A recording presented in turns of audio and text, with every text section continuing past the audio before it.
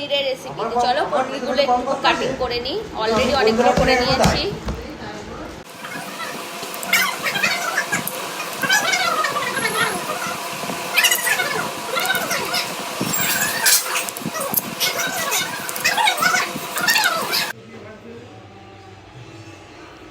এই যে পনিরে যে মশলাটা দেওয়া হবে, জিরে, পোস্ত আর একটু আদা দিয়ে মা বেটে নিচ্ছে, এটাই আজকে পনিরে দেওয়া হবে। এবার তেলটা দিয়ে দিলাম, কড়াইয়ে আলুগুলো ভেজে নেব।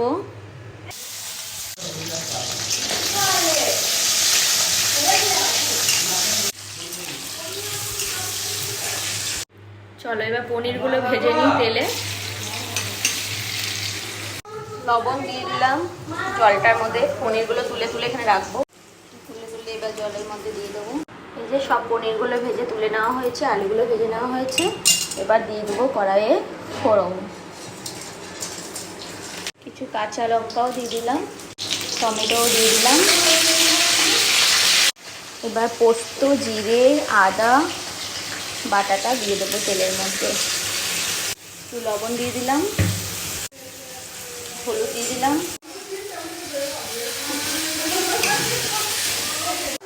এবার আলুগুলো দিয়ে দেব।